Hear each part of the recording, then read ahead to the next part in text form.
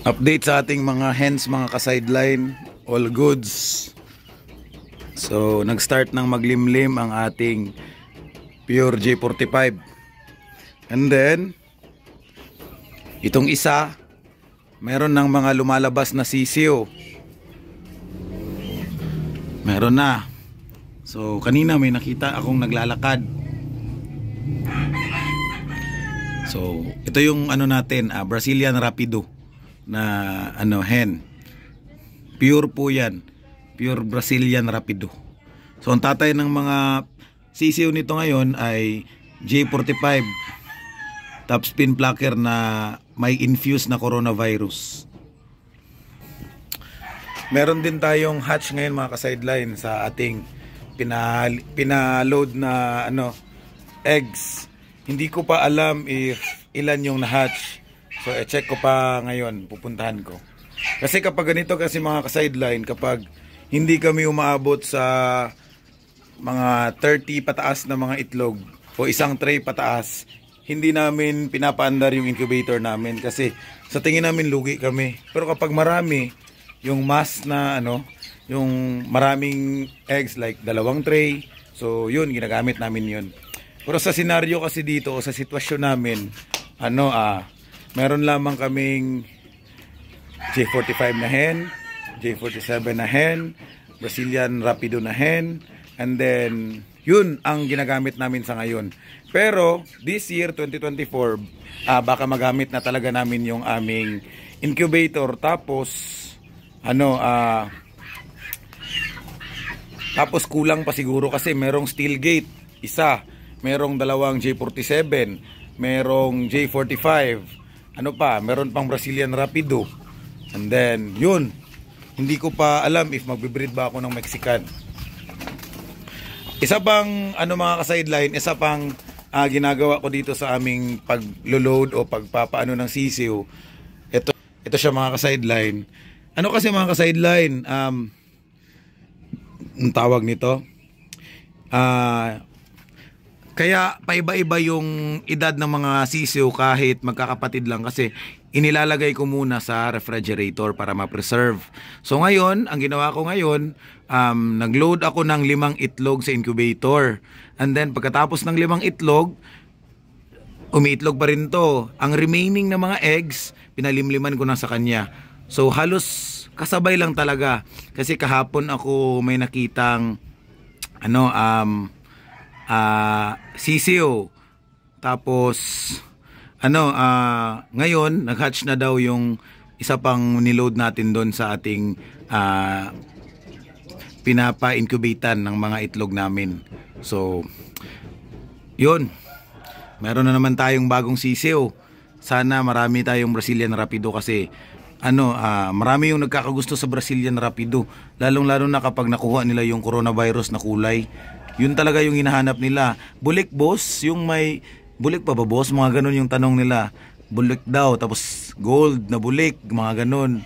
Kaya hindi nakuha tong mga natin dito, maliliit na stag.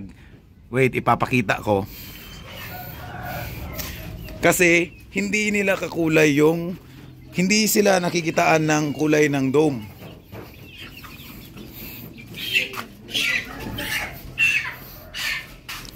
Yula Zane!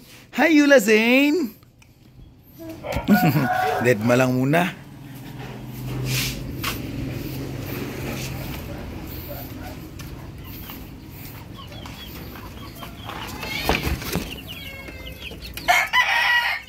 O yan.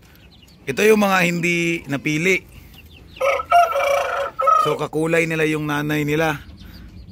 Ito medyo may chansang maging dome. Medyo lang muna. So ito na lang yung natira sa mga stag natin. Kasi nabili na yung iba. Tapos ito reserve na to, pero syempre hindi pa natin binigay kasi wala pang bayad. Lang muna, pa-reserve lang daw muna, tapos kukunin lang dito. Kapag andito na, babayaran na. Pero wala pa talagang pera na naibigay. So kapag may pera na, so yun, ibabakod ko na talaga to. Ayan. Sa 5 itlog mula sa rapiduhin natin mga ka-sideline, may laman lahat pero hindi nakalabas yung isang sisiw. Bali, 4 lang na sisiw ang na hatch. And then dun sa eksperimento natin yung bagong breed na Mexican Shamu cross kay kay J47. Meron lamang yung isang sisiw, kulay brown, kulay gold yung lumabas. So yun lang. So pero okay lang, at least diba, meron tayong napalabas. Next breed na naman, palakihin ko na lang muna yung napalabas natin na sisiw mula kay Mexican Shamu. Medyo malaki talaga siya, malaki ang paa, malapad ang katawan kahit sisiw pa.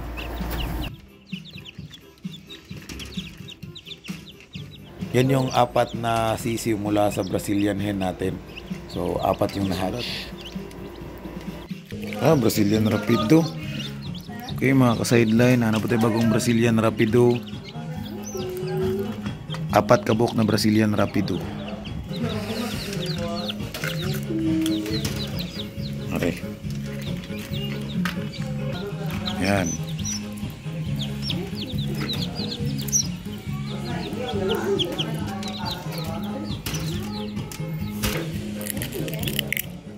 Uy! So ito yung nag-iisa at una, M47. Yan. Mexican Shamu cross sa J47. Meron ng isa. Ito. Wala pa lang siya kauli. Yung mama na kasi sila nag-iula sa lari tao. Mula ni si Jan Penis lang. Pinsan niya kaupan din lang. Ito yung mga ka-sideline, Mexican Shamu cross kay J47. Ito yung Brazilian Rapido natin na cross sa J45. Then the rest, mga panabong na po ito. Hanggang dito na lang muna mga ka-sideline. Maraming salamat pala sa mga bagong subscribers, mga bagong viewers, mga bagong nagko-comment at saka yung mga nag-avail sa ating mga sisiw. Maraming salamat po. Abangan nyo pala sa next vlog mga ka-sideline. Ipapakita namin anong aming ginagawa sa mga sisiw namin bago namin sila bigyan ng pang day old na feeds. So yun mga ka-sideline, maraming salamat. See you!